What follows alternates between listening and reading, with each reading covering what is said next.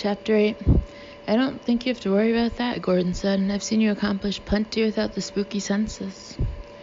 Thanks for the vote of confidence. Wish it helped the queasy feeling in the pit of my stomach.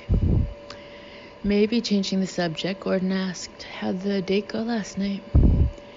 She knew he wasn't asking for details and wouldn't. He just wanted to know if her evening with Ash had changed anything. It was an answer she didn't have. It was fine. Riley hesitated, then said, Tell me I can trust him, Gordon. Promise me I can trust him.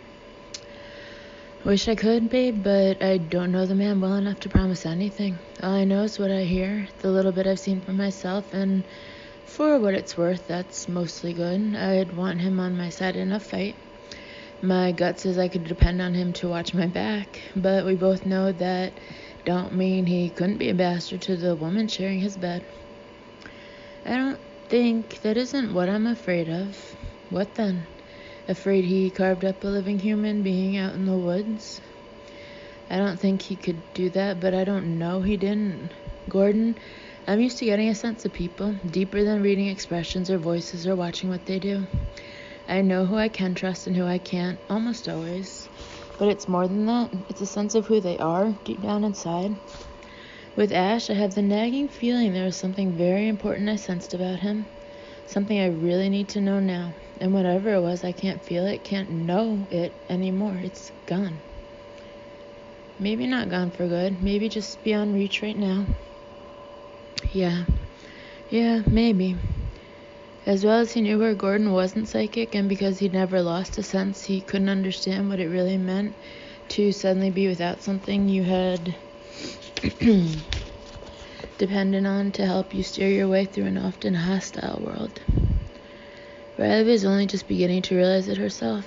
The queasy sensation in her stomach intensified. After a moment, Gordon said, You got involved with him, and I have a hard time believing you'd have done that if you'd sensed anything rotten inside him. I hope you're right. Riley looked out over the peaceful summertime scenery visible from Gordon's dock and wished fleetingly that she could join the fishing party he was expecting any time now and just sail off for a few mindless hours. That sounded a lot more appealing than looking at autopsy photos.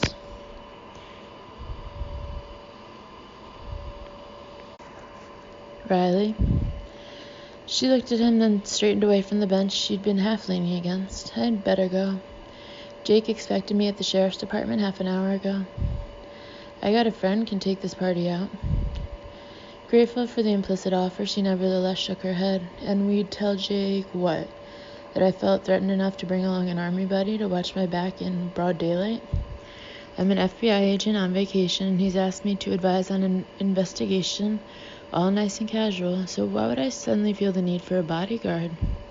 Nobody else knows about what happened Sunday night, and I want to keep it that way, at least until I figure out a little more of what's going on around here. Whoever attacked you knows what happened, and if he left you for dead, he's going to be mighty surprised if he sees you walking around like nothing happened. Mighty surprised and mighty worried about how much you know. I've been thinking about that, and I'm not so sure he'd be worried at all. As far as I can tell, I never even drew my weapon. Can't be sure about that, but I certainly never fired it, and I was attacked from behind, obviously taken by surprise. Not bragging or anything, but it's not all that easy to take me by surprise. I would have said. Yeah, so chances are I never got so much as a glimpse at whoever was holding the taser. I think if he, or she, I suppose, believed I'd seen or heard anything that might be a danger to him or her, he or she, oh hell, he would have made damn sure I was dead. That's an awfully big assumption to hang your life on, babe. Yeah, well, she gestured to the holstered automatic she wore easily on one hip. From now on, I'm openly armed most of the time, and as far as most people around here are concerned, officially on duty. A decision she had made after Ash left that morning. I didn't want it to be this way, because it means some people are going to be less likely to talk to me. But after thinking about it, I decided the risks of appearing unarmed outweighed the benefits. Especially with you being a little bitty thing. Yes, I know I don't look very threatening. A gun tends to make people think twice. With my other edge gone, that's what I need. Gordon pursed his lips. I'll be happy to spread the word you're hell on wheels in a bare-fisted fight. It's not like it'd be a lie.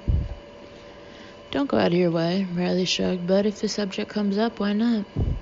Whoever the guy is, I want him to get the idea that taking me by surprise a second time won't be so easy. She held up a hand when he would have spoken to say, which also means I won't be going out at night by myself. Not again. Call me, he said. It was me got you involved in all this, so you damn well better call me next time. With some feeling, she said, believe me when I say I do not want to go up against the bastard stung on a second time. If I need to do any investigating at night, I'll call you. Any hour. I know, thanks. Riley took a step toward the walkway that would lead her around to the street side of Gordon's house, then paused and looked at him with a frown. Gordon, what's happening in Charleston? He looked blank for a moment, then said, oh, you mean the murders?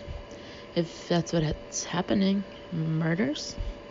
Yeah, they got a serial killer, apparently, a real mean one, leaving his victims pretty much in pieces. Been at it a while, I gather, but the cops just put it together about a week ago, at least according to the Charleston papers.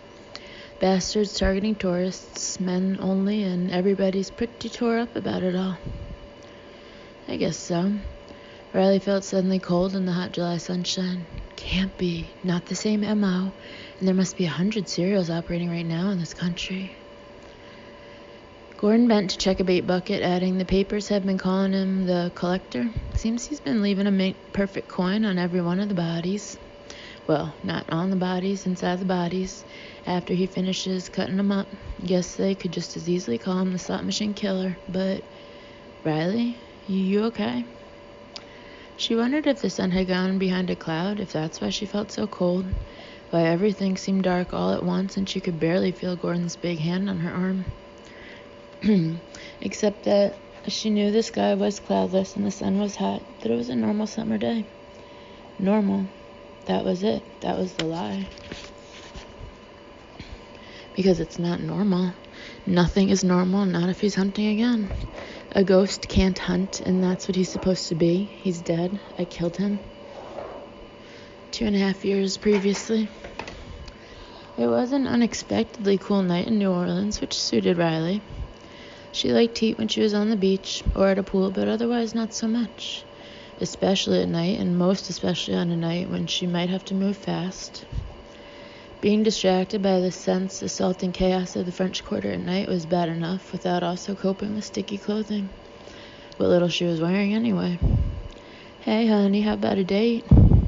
I'm off duty, she said. He blinked in surprise and nervously fingered a strand of alien head Mardi Gras beads that were adding a nicely tacky flourish to his colorful shorts and floral shirt. Oh, now don't be like that, honey. I can pay for a room.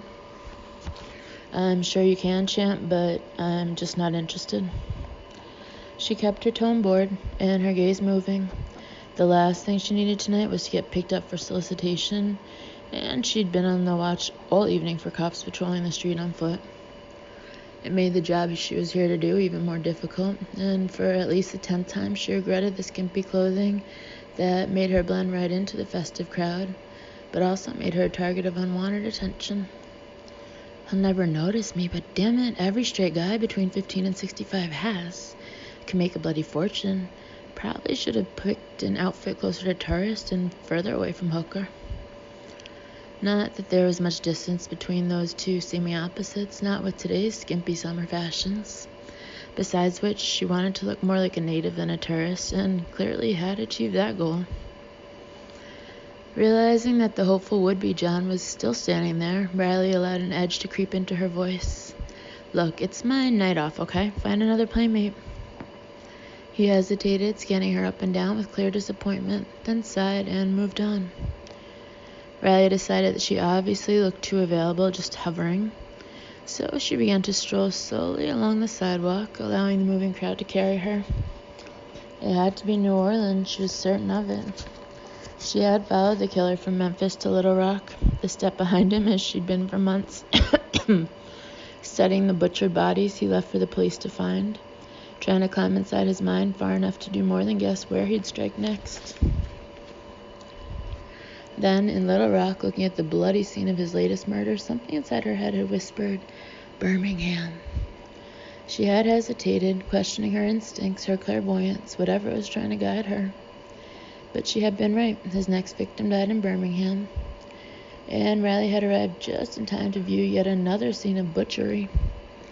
By then, her own anger at being once again too late to help the victim had nearly blocked her, but even through that fury, she had heard the whisper, New Orleans. I'll be in New Orleans, little girl. Meet you there. She hadn't told Bishop that part when she reported it. It had probably been her imagination anyway. That's what she convinced herself. Because she wasn't a telepath and couldn't possibly have heard the killer's voice in her mind. So all she told her boss was that she felt sure New Orleans would be the next stalking ground. So here she was, a month later, and so far, nothing. It was almost impossible to be bored in New Orleans, but Riley knew her patience was wearing thin. This killer had struck at least 9 times. Bishop felt there were probably earlier victims not found or not connected, and Bishop was usually right about stuff like that. And all she was sure of after months of exhaustive effort was that her target was a salesman or a traveling rep of some kind.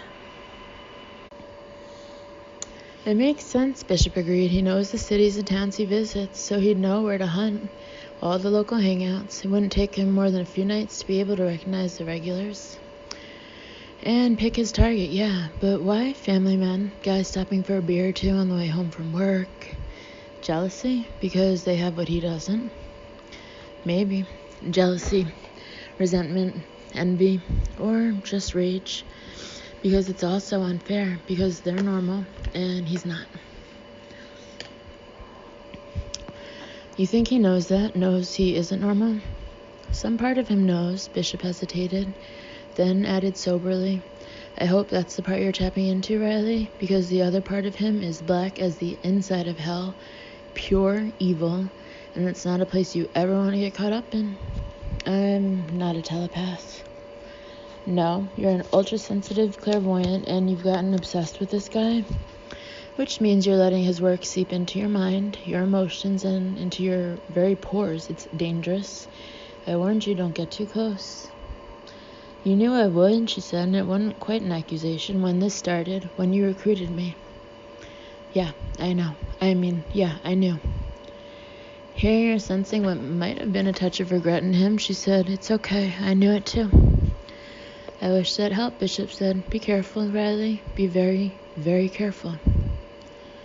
3 weeks after that phone conversation, Riley was tense, edgy, and getting a little too familiar with her surroundings. At night on Bourbon Street, it was noisy and colorful and held a particular flavor no other city on earth could match.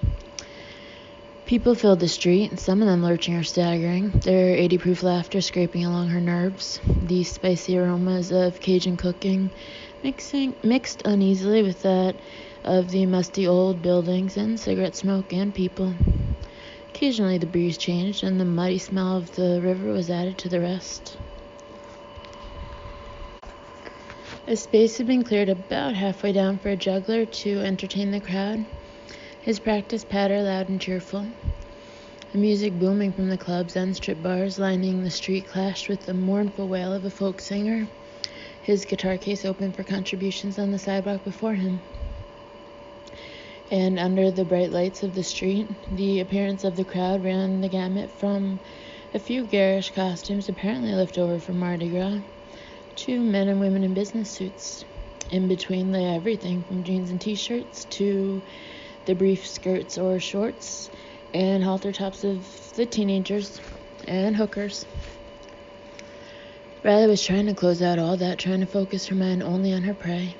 You're here, you bastard. The cops don't know it yet, don't know there's a hunter prowling their streets. These people don't know, but I know. I can feel you like an itch on the back of my neck. Smell you like the sour stench of cheap cologne and old sweat. And need. You smell like need. You need to kill tonight, don't you? It's been too long since the last one. Why have you waited so long? You never did before. 3 weeks max, never a whole month. Why wait a month this time? Is it me? Do you know about me?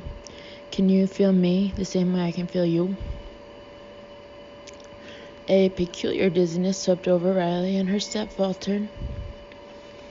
She blinked at the sea of moving people, then managed to make her way far enough out of the flow to lean a hand against a building. She realized she was gagging, that there was an awful metallic taste in her mouth. She put her free hand up to touch her lips, and when she looked at it, could see blood.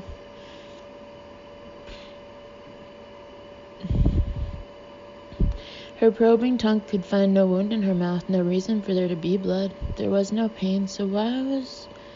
The smell of it was suddenly thick in her nostrils, and for an instant she was sure her hands were slick with the viscous stuff, the knife in her grasp, held securely only because he knew what he was doing. Oh, Christ, it's him. Riley realized she was moving, only when she passed the police cars blocking off the end of Bourbon Street as they did every night. She didn't stop, didn't even hesitate. As the smell and taste of blood grew stronger, her pace quickened until finally she was running, away from the crowds and towards something she didn't want to find. At some point she drew her weapon from her shoulder bag. She was hardly conscious of doing it. She was only aware of running, faster and faster, her lungs burning and her side aching, when finally she found it. Him, what was left of him. She was standing at a construction site, partially cleared for a new building, but holding nothing yet, except huge earth-moving machines, looming still and silent all around her, stoic, inhuman witnesses to the atrocities committed here. There was a street light just close enough for her to see what he had left this time. The remains of a man's body, naked and bloody, but only part of it. There was nothing from the navel down except the grisly pulp of hacked-up internal organs. Too late. Riley was too late. Again. And the taste of blood was still in her mouth. Missed again, didn't you? But don't worry, little girl. You'll get another chance. I'll see you in Mobile. She could have sworn she heard the echo of mocking laughter, but it wasn't on the faint breeze blowing around her. It was inside her own mind, and this time she knew it wasn't her imagination. Present day. We don't know it's him, not for certain, Bishop said. Riley sat in her car at the sheriff's department, the cell phone to her ear, and struggled to keep her voice even and calm. He's leaving coins, right? Mint condition coins inside the victims. That shouldn't have leaked to the press.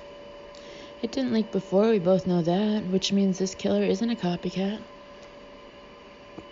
Bishop's voice held all the calm Riley's lacked, and then some. What we both know is that hundreds of people worked on the previous investigations over time, so we can't be sure information wasn't leaked, even if it didn't make the newspapers. He's dead, Bishop. I killed him. I believe you did. Riley realized that with her free hand, she was gently rubbing the burn on her neck and made herself stop. One of us needs to take a look at what they've got. Be sure. He didn't let her finish. We haven't been invited, Riley. And since our previous investigation was officially closed and our killer officially taken off the books, what's happening in Charleston right now is being viewed as an entirely new case, most likely a copycat. A full-blown serial killer just popping up out of nowhere? If his ritual is established, then he's killed before. Yes, which is why I've reached out to a cop friend of mine in Charleston. He's getting duplicate reports to me for an unofficial profile. I'll know soon enough if this is someone we've seen before. You mean we'll know soon enough if I missed? There was a bitter taste in her mouth, not unlike the blood in New Orleans. You didn't miss. You never miss. You fired your weapon and hit John Henry Price at least 3 times full in the chest, and he went down. They never found the body. That river never gave up its dead. She drew a breath and let it out slowly. Very convenient thing, wasn't it? He just happened to fall into the river after I shot him. That he ran out onto that dock, but past the tied-up boats all the way to the end. What if he planned the whole thing, Bishop? He could have. We both know he was smart enough. What if he just wanted to stop for a while, get us off his back and off his trail, and he knew the only way was if we believed he was dead? Riley, you didn't get there until later. None of the telepaths or mediums were there to tell us for sure if he was gone, just me. And all I could feel, all I could sense then was terror, because he'd gotten so damn close. Because I knew he'd been the one to crawl into my head instead of the other way around. It happens sometimes when the predator we're tracking has some active or even latent ability. And you warned me, I know. It's been nearly 2.5 years, Bishop said quietly. If he was alive, he would have been killing. He could have been more careful, picked victims who wouldn't be missed, hidden or destroyed the bodies when he was done with them. You said yourself at the time that going public the way he did, when he did, leaving the bodies to be found, was because he wanted a challenge, because it had gotten too easy for him. He wanted the world to watch him, to see how clever he was. Maybe the challenge now is to convince everybody else he's not the same killer we tracked for so long. Maybe that's why he's hunting tourists rather than locals. Maybe, Bishop said at last, but we have some time. This killer is apparently on a monthly schedule, and his most recent victim was discovered only a few days ago. He's killed one victim a month for the past 6 months. The police caught on early because of the coin signature, but managed to keep that bit out of the press until the most recent victim last week. Political decision. Didn't want to hurt tourism. Exactly. But word's out now, and they're getting plenty of heat for not warning their visitors. Not the best example of Southern hospitality on record. Hardly. Riley frowned. If they're taking heat, then chances are good they'll call for help sooner rather than later. Yes, I'm counting on it. As to whether this killer really is someone we've seen before, I won't know anything until I see those reports. In the meantime, you have trouble enough where you are now. He was right, and she knew it. Riley tried to focus, to put that other killer out of her mind, but it was almost impossible. She had never felt more vulnerable in her life, and even the faintest possibility that John Henry Price was still alive and on the hunt less than 50 miles away had turned the queasiness in the pit of her stomach to churning fear. Even on the other end of a cell phone connection, Bishop didn't miss that. Riley, what else is going on? Has the situation there worsened? She didn't want to, but knew she had no choice, so Riley made her report matter-of-factly. She told him about the murder and about the evidence that she herself had been attacked with possibly lethal intent. And before he could say a word, she finished with, "Don't recall me, Bishop." "Why the hell not?" His voice was grim. "Riley, I have absolutely no idea what a direct jolt of electricity could do to a psychic's brain, not under those conditions, but I can pretty much promise you there's not much chance of a reversal of whatever damage was inflicted." "You mean I might never recover my memories, never get my senses back to normal, any of them?" "That's exactly what I mean. It's more than a chance, Riley, it's a probability. Electrical energy affects us. It can strengthen our abilities, change them, or destroy them." She drew a breath, then said, "That's all the more reason I should stay here. Look, I know it sounds irrational, but every instinct I have is telling me that if I leave, what's happened to me will be permanent, that I'll never get back the lost time or the lost senses." "Riley, Bishop, please, it's more than just a case now. Somebody attacked me, maybe tried to kill me, and the same person most probably killed a man on the same night, tortured and decapitated him. It might be his blood that was all over me, and I don't even know his name, not yet. I have to stay here. I have to work this investigation. Whatever answers I can find here, whatever answers I can find will be here, not studying ink blots for some doctor at Quantico." He was silent for a moment, then said, "Tell me you aren't asking to stay just to be close to Charleston, in case." "I can't," she admitted. "That's part of it. Because if it is Price, I'm the only one who got close once before. I'm the one you'd have to send when they ask for our help. The last time nearly destroyed you, Riley, with all your senses and memories intact." "I know, and I'm not looking for a repeat performance, believe me. I don't need a profiler to tell me he would be really pissed at anyone who'd taken him out of the game even temporarily. Pissed isn't out for revenge, and in a major way. That was his nature, right? Vengeful? Among other things."